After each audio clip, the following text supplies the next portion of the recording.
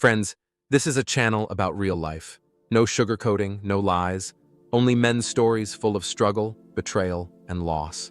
It's about those who life knocked down, but who still found the strength to rise and keep going. If you seek honesty, strength, and inspiration, you're in the right place. The mountains were silent that morning. Wrapped in a veil of white snow fell slowly, layer after layer, turning the world into something both beautiful and cruel. The wind was sharp, like knives slicing across skin, and the air was so thin that every breath felt stolen rather than earned for most. This place was a prison, a cage of ice, but for him, the man who carried both sorrow and fire in his chest, the mountains had become something more, a stage where his fate would be decided.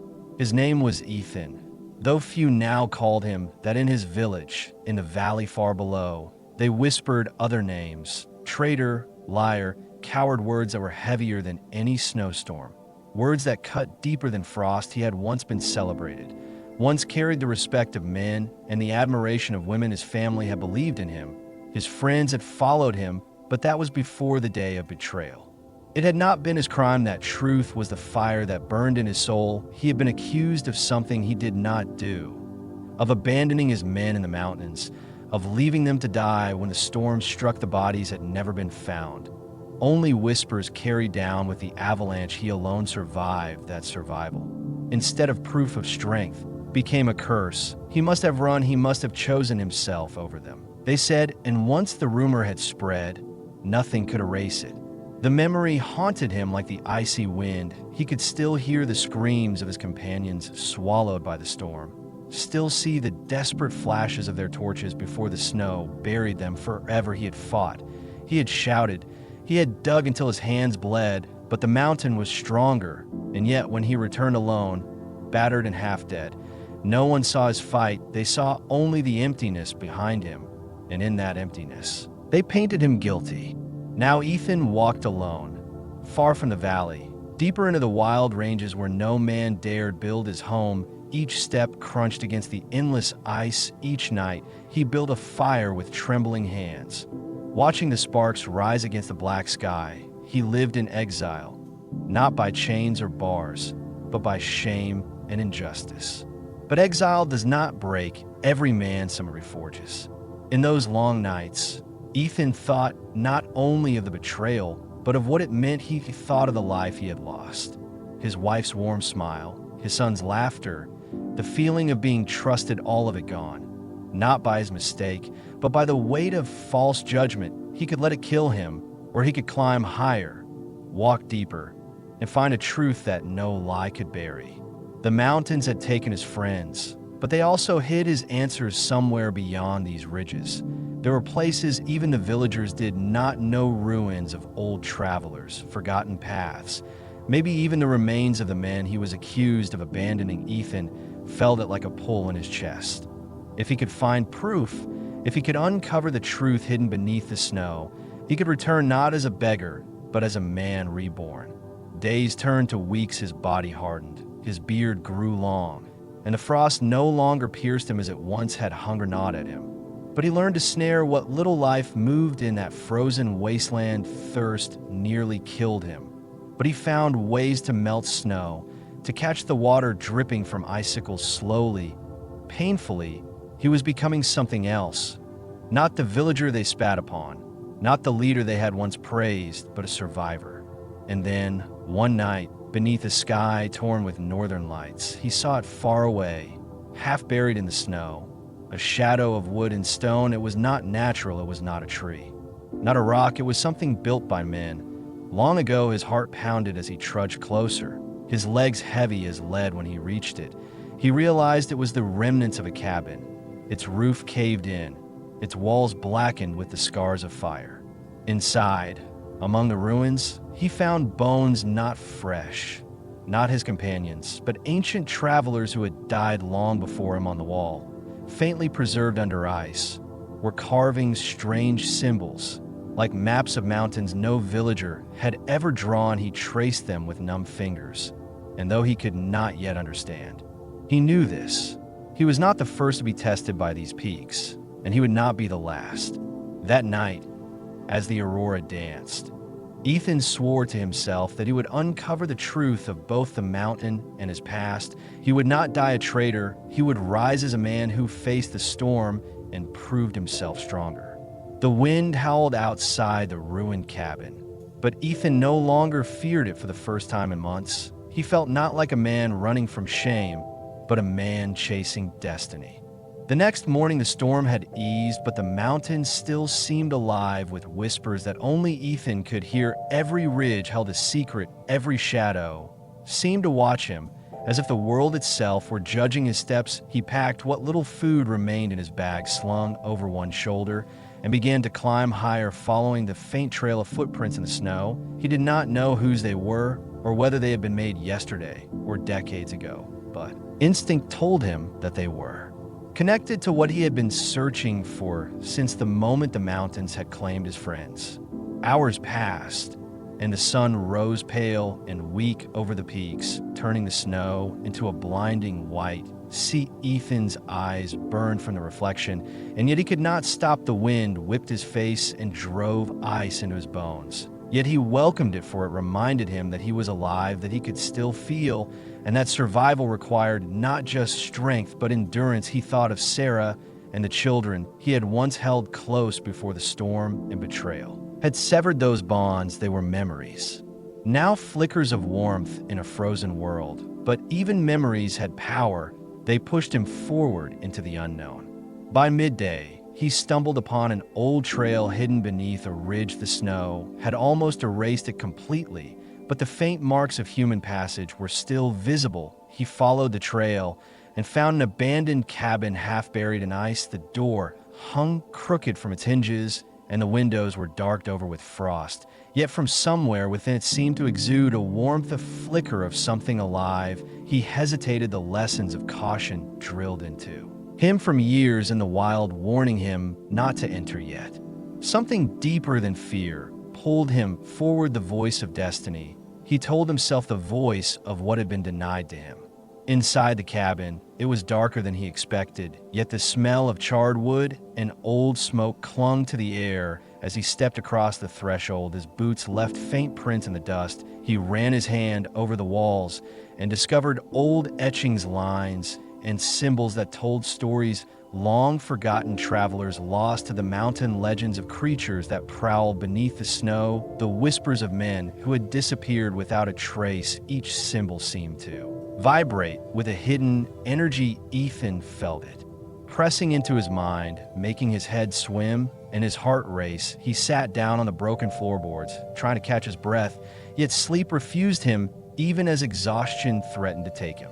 Hours became days inside the cabin. He survived on what he could salvage from broken crates and melting snow. He explored every corner, finding old journals, maps, and fragments of lives left behind. He pieced together stories of other men who had come seeking fortune, glory, or refuge, only to vanish into the same storm that had claimed his friends. These men had left warnings carved into walls and scribbled in books. Ethan read each word, absorbing the fear and determination of those who had tried before him. He began to understand that the mountains were testing more than body. They tested mind, courage, and conviction. He began marking his own notes on the walls, making plans for the path ahead, understanding that he could not simply survive. He had to confront the truths buried beneath the ice. On the fourth day, he heard something that made him freeze. The wind shifted and carried a faint sound, of voice calling from far below the ridges. His heart leapt. Was it Sarah or Mark or Lily? Had they followed him somehow, or were they trapped somewhere unseen? He shouted back, his voice breaking through the hollow cabins and across the frozen hills, but only the echo returned. He pressed on nevertheless, every fiber of his being straining toward the sound through snowdrifts deeper than he could have imagined. He clawed his way forward, slipping and falling, yet rising again. The voice faded and returned in cycles, sometimes near, sometimes impossibly distant. He realized that whatever called him was not bound by ordinary reality, and that to answer it, he must abandon all sense of normalcy. That night, the sky erupted in pale greens, and blue's northern lights dancing like ethereal phantoms across the horizon. The snow around the cabin seemed to glow faintly, reflecting the shifting colors. Ethan watched transfixed and felt a strange calm settle over him. Despite the terror, exhaustion, and the constant threat of the storm, he felt something he had not felt in months, a sense of purpose, a clarity that came from understanding that his path was his own alone. He did not know what awaited him tomorrow, but he knew that whatever lay ahead, it would not break him as the lies of men had tried to do. He was not a traitor. He was not weak. He was a survivor, and every step through snow and shadow affirmed that truth.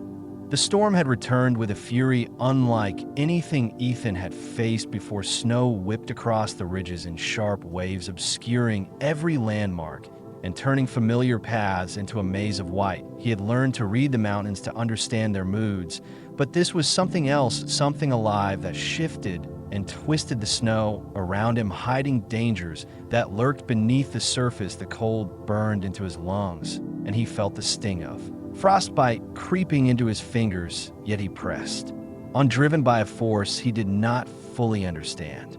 Through the night, he stumbled upon a narrow ravine. The wind howled through it like the cries of lost souls, and the snow formed shapes that seemed almost deliberate. He thought he saw shadows moving against the walls of ice and rock, and for a moment he feared he had lost his mind. Yet every instinct told him that what he saw was real, that something in the mountains was aware of him, watching, testing his resolve. He climbed the jagged edges, slowly, carefully, using every ounce of strength to stay upright. He felt exhaustion like a weight pressing on his chest, yet he could not stop, not when he was so close to answers that might restore his life and clear his name.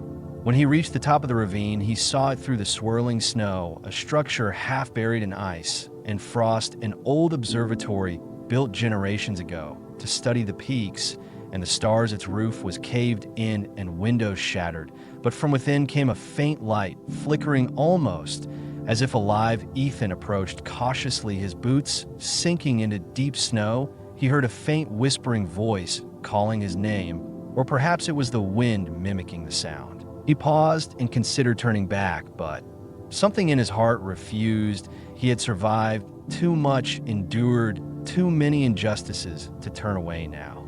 Inside the observatory, it was warmer than the outside. Though still bitterly cold, a fire had long gone out, but embers remained glowing faintly. He explored the circular room, examining charts, telescopes, and broken furniture. Discovered symbols etched into the walls, ancient writing. He could not decipher at first, but as he traced the lines with his fingers, they began to form images of men and women walking the peaks of the mountains, facing storms, wolves, avalanches, and strange creatures that seemed to shift shape in the snow. He realized that this place had been a refuge and a prison for generations, that those who came seeking answers often disappeared, leaving only their marks on the walls. That night, the wind roared like a living thing. The northern lights danced wildly across the sky, and Ethan huddled in a corner, studying the maps and journals. He read of travelers who had vanished and of strange occurrences no ordinary man could explain. He felt the presence of something watching him, guiding him, testing his courage and patience. He realized that the mountains were alive, not just in snow and stone, but in memory and fear in the stories passed down through generations. Each step he had taken had led him here, to this nexus of mystery and revelation. Over the following days, he navigated treacherous paths guided by the symbols and whispers. He encountered creatures of frost that moved at the edges of vision, shadows that mimicked his movements, and voices that echoed through ravines calling his name. He survived on frozen streams, and what little food he could carry. He learned the rhythm of snowstorms, the patterns of wind, and the hidden dangers lurking beneath what appeared calm and still. Each challenge strengthened him, his body hardened, his mind sharpened, and a quiet resolve grew in his chest. He was no longer the man accused of betrayal. He was a force shaped by snow, wind, and injustice.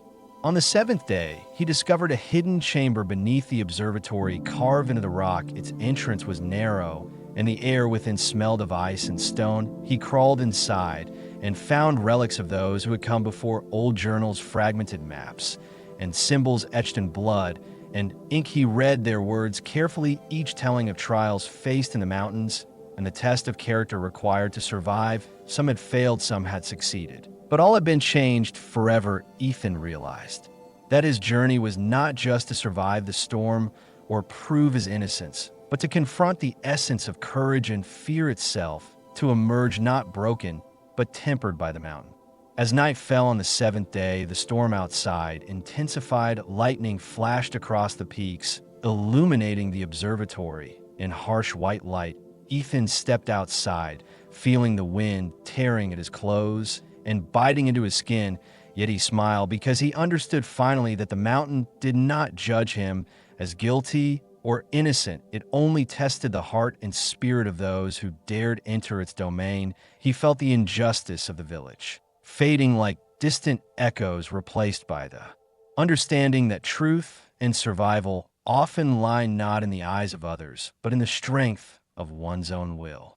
Ethan knew that what lay ahead could not be faced half-heartedly. The mountains had tested him for weeks, and now he felt the weight of all his choices pressing on him. Each ridge seemed taller, each snowdrift deeper, and every shadow heavier than before. Yet he stepped forward because he understood the storm was not merely outside. It was inside him. The fear, guilt, and anger he had carried all his life were no longer his chains. They were his tools. He had learned to harness them to move faster, climb higher, endure longer.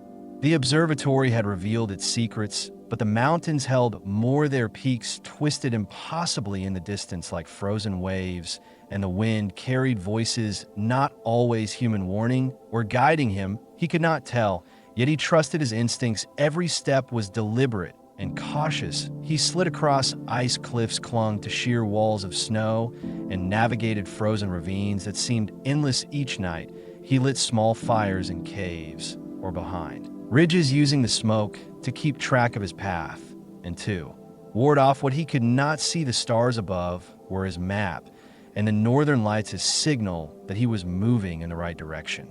On the 10th day, he came to a ridge overlooking a valley shrouded in thick mist and snow. He could see a structure barely distinguishable through the storm. Its towers leaned as if weighed down by the cold and frost, yet inside light flickered dimly, as if someone or something awaited him. Ethan's heart pounded in both fear and anticipation. He had no idea what he would find, but he understood that this was the place the mountains had been guiding him toward. Every step he had taken since the storm began, he clenched his fists and began the final descent. The path was treacherous. Jagged rocks protruded from snowbanks, and avalanches threatened at every turn. He moved cautiously, yet with purpose. He remembered the lies that had branded him a traitor, the village that had turned its back, and the family he had loved, but could not protect. His anger and sorrow fueled each movement, giving him strength beyond normal endurance. He was no longer simply surviving. He was confronting the forces that had sought to break him. When he arrived at the base of the valley, he saw them, the shadows of figures moving between the broken walls of an ancient fortress half buried in snow. They were taller than men, their shapes flickering and unnatural, and yet he sensed a humanity twisted by time and ice. As he approached the gates, he heard whispers calling his name, beckoning him inside. He hesitated only a moment before stepping into the light of the flickering torches, and the shadows within shifted closer. Inside the fortress, Ethan felt a presence that pressed against his mind like the storm pressed against his body. The air was thick with anticipation, and something unearthly watched him from the corners. He moved forward, guided by instinct and memory of the voices that had haunted him since the disappearance of his companions. His steps echoed against stone walls and through corridors littered with relics of travelers lost and forgotten. The shadows shifted and whispered secrets that only he could hear, testing his courage and the truth of his own heart. Hours passed like days as Ethan navigated the fortress, its hidden chambers and icy halls. He encountered trials designed to measure his resolve. His fear confronted him as illusions of his family lost, his friends frozen and screaming in the cold. Each challenge pushed him to his limits, and beyond. Yet he endured. The mountain had not abandoned him. It had refined him, teaching him that survival required both body and mind, and that injustice could be countered only by understanding and courage. By the end of the night, he reached the highest tower, the one that seemed to pierce the sky from the outside. Its windows were broken, but inside he found a room untouched by snow or storm relics from the past, where carefully placed a journal lay open and a single candle flickered. He read and understood the history of those who had come before him, all accused of failure, all tested by the mountains, and all transformed. If they survived, Ethan had endured the storm, the snow, and the shadows, and now he was ready. Ethan sat in the highest chamber of the fortress, watching the northern lights twist across the sky. The cold outside was absolute, but here he felt a strange warmth, a calm that came from understanding. He traced the ancient journal with trembling fingers, reading stories of those who had survived the trials and those who had failed. Some had perished, succumbing to fear. Others had been lost to the illusions the mountains conjured.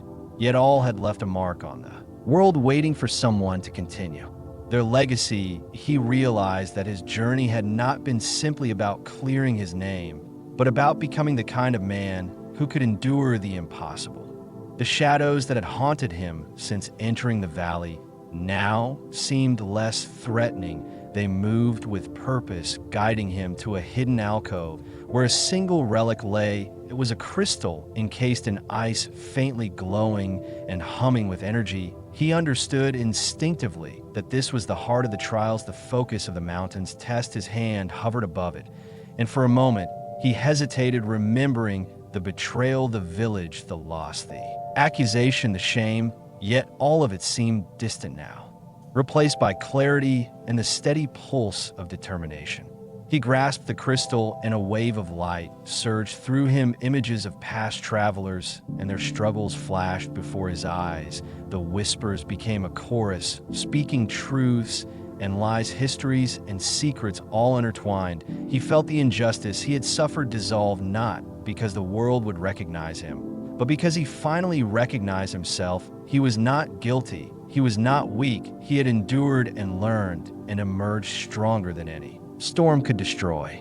The journey back through the fortress was both familiar and new. The shadows now seemed to salute him, moving aside as he passed through halls and corridors. He felt the wind of the mountains following him, guiding him down the ridges. The snow was still fierce, yet he no longer feared it. Each step was measured, sure, confident. The valley spread before him as dawn broke, pale sunlight reflecting off endless snow and ice. He felt a connection to everything around him: the mountains, the storms, the lost travelers, and the spirit of survival that had always existed here. When Ethan finally descended to the lower slopes, he saw the village in the distance, the familiar shapes of roofs and roads appearing like ghosts through the haze. He wondered how they would react to him if he returned. They had condemned him in his absence, blamed him for what he could not control, dismissed his survival as luck or deceit. Yet he understood something crucial now: the truth did not require their recognition. It existed regardless of their judgment, and he carried it in every scar, every frozen breath, every step across the peaks. Back in his home, he saw Sarah, Mark, and Lily waiting, unsure, fearful, yet hopeful. Ethan embraced them tightly, feeling the warmth of family. His heart swelled, not with vengeance, but with understanding. He had survived the mountains, confronted the lies, endured the storms, and returned stronger, wiser, and unbroken. He had discovered that the world might not always believe or reward justice, but the mountains had taught him that true courage and resilience were measured not by others, but by oneself. As night fell over the village and the first stars appeared, Ethan stood at the edge of the ridge, looking back at the peaks. They were silent, once more, yet alive in his memory. He felt gratitude and reverence, not for revenge or recognition, but for the trials that had forged him into a man beyond fear, beyond shame, and beyond the reach of false judgment. The mountains had given him their ultimate gift: insight and the unshakable knowledge that he had survived the impossible and returned whole. The wind whispered across the snow, carrying the echoes of the lost, the whispers of the mountain. and the pulse of life itself, Ethan closed his eyes, breathed deeply, and for the first time in months felt complete, not because the village believed him, but because he had faced everything alone and emerged victorious. The night was quiet, the stars endless, and the mountains eternal, and Ethan knew that he would carry their lessons with him always.